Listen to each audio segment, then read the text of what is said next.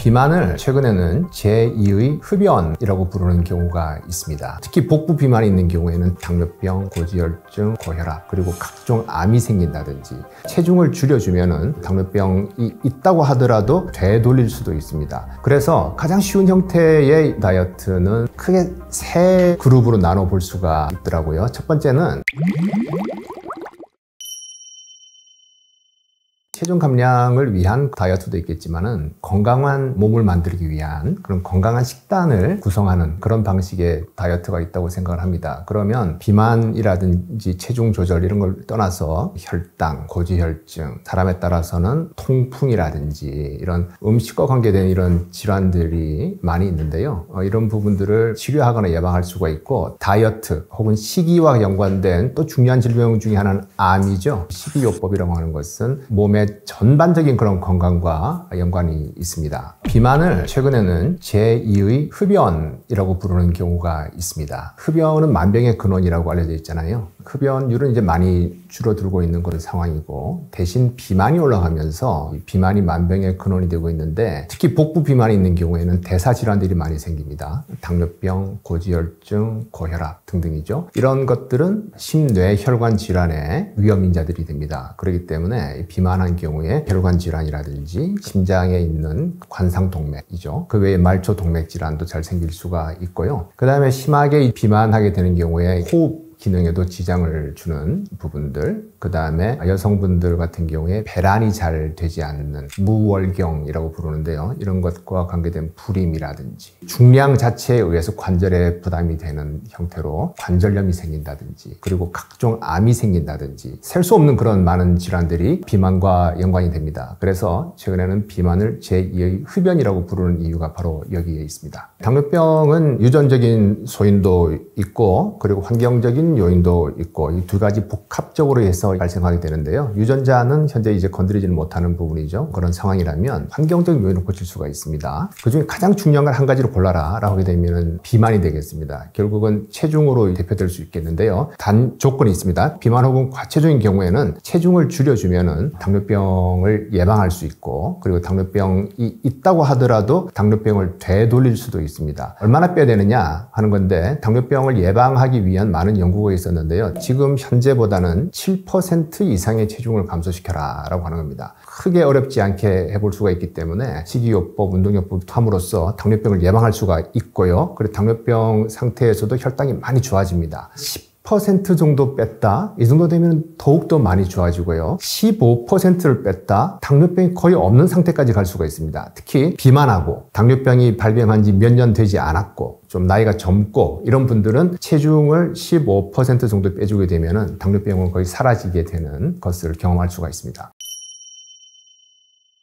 시중에 굉장히 많은 다이어트 방법들이 있어요. 그래서 제가 한번 분류를 해봤습니다. 크게 세 그룹으로 나눠 볼 수가 있더라고요. 첫 번째는 얼마나 먹느냐, 두 번째는 무엇을 먹느냐, 세 번째는 언제 먹느냐, 이렇게 해서 나눠 볼 수가 있고요. 간단하게 설명드릴 테니까 한 가지 해보시고 질리면 다른 걸로 또 옮겨 탈 수도 있습니다. 첫 번째, 얼마나 먹느냐 하는 것은 이제 칼로리와 관계된 부분이죠. 이 칼로리를 계산할 수 있는 능력이 필요합니다. 많이 먹지 않는데 살쪄요 라고 하시는 분들이 있어요. 그러면 이만한 양배추 하나하고 요만한 버터가 같은 칼로리라는 걸 모르시기 때문에 그렇습니다. 많이 먹지는 않는데 먹는 게 다 버터예요. 이렇게 되면 살찔 수가 있는 거죠. 최근에는 휴대폰 앱을 통해 가지고서 쉽게 계산해 볼 수가 있기 때문에 추천을 드리고요. 일반적으로 제일 쉽게 접근하는 건 뭐냐면, 드시는 음식을 칼로리를 합산을 해 보셔서 하루에 얼마를 먹었는지를 보시는 겁니다. 그래서 내가 2,500kcal를 먹고 있다. 그러면은 500kcal를 혹은 1000kcal를 빼 보시는 거죠.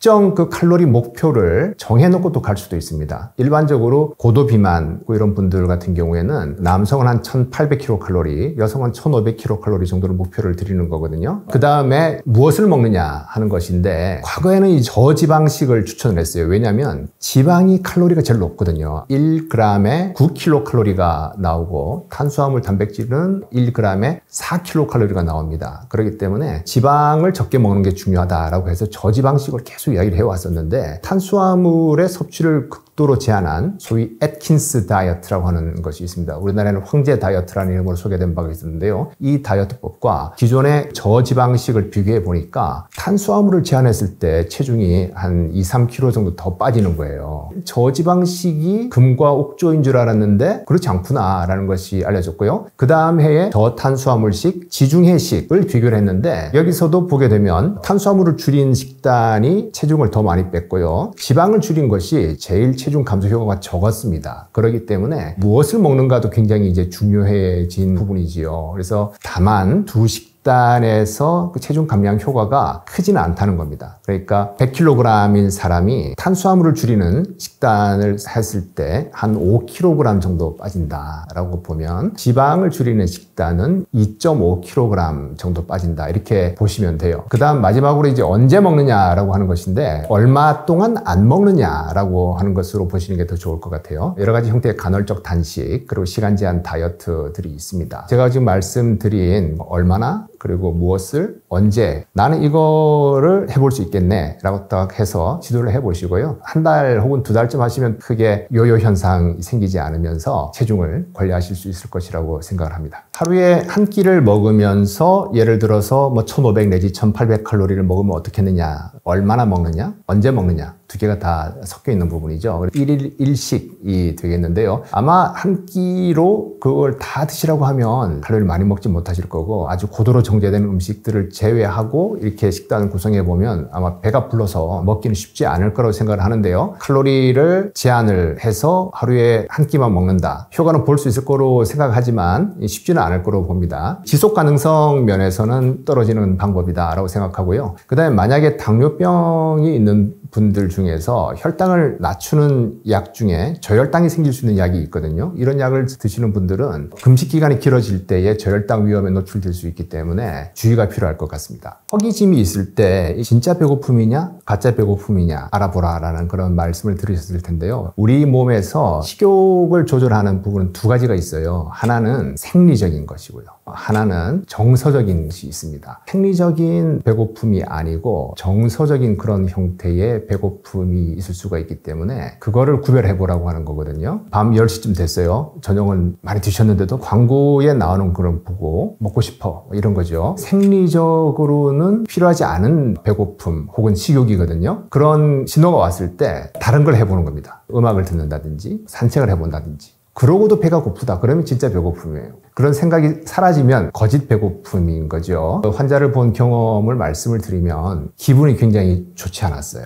그런데 아이스크림을 한 통을 먹기 시작합니다. 갑자기 기분 나쁜 게 사라졌어요. 내가 이걸 먹으니까 기분이 좋아지네 라고 생각을 합니다. 그래서 그 다음부터는 기분이 좀 좋지 않을 때 아이스크림을 드신다든지 음식이 유일한 친구인 분들이 있고 그렇습니다. 이런 분들이 쉽게 살이 많이 찌고 여러 가지 만성병이 생기는 경우들이 많이 있죠. 그런 행동이 강화가 된다고 이야기를 해요. 스트레스를 받을 때 음식을 찾게 되는 그런 부분입니다. 이때 해결하는 방법은 음식이 아니고 운동을 한다든지 음악 감상을 한다든지 이런 식으로 해가지고 나쁜 기분이 사라질 수도 있는 거거든요. 드물지 않게 볼 수 있는 부분이기 때문에 한번 생각을 해보시면 좋을 것 같습니다.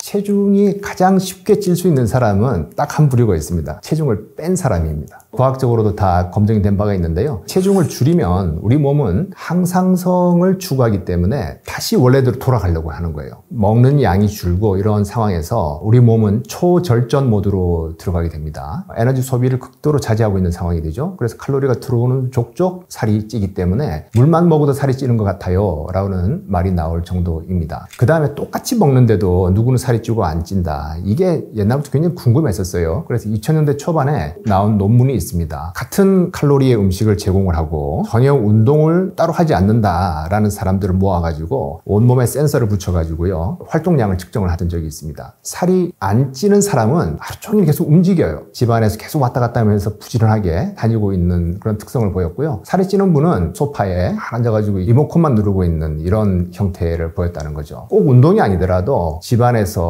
움직임을 많이 함으로써 체중을 조절할 수 있다는 그런 이야기죠. 또 하나는 최근에 밝혀진 거는 이제 장내 세균이죠. 장내 세균이 음식을 먹은 거를 최대한 수율을 높여주는 거예요. 장내 세균이 분비하는 또 어떤 여러 인자들이 누구는 살이 잘 찌고 안 찌고의 차이에 영향을 줄 수가 있습니다.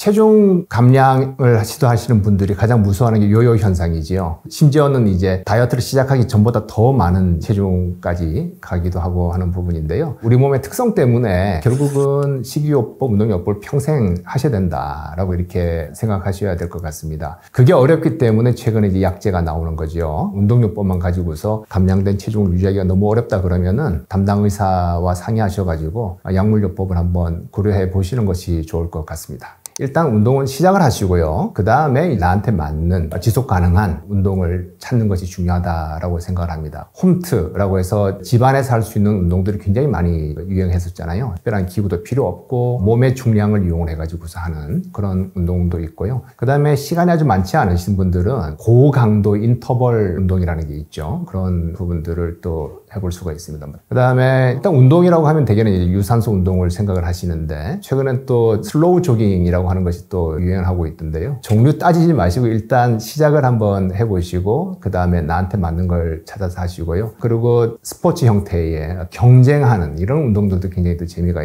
있죠. 배드민턴이라든지 테니스라든지 탁구라든지 같이 할 수 있는 사람들이 있고 하게 되면 지속 가능한 형태로 가볼 수 있는 그런 운동이 되겠습니다.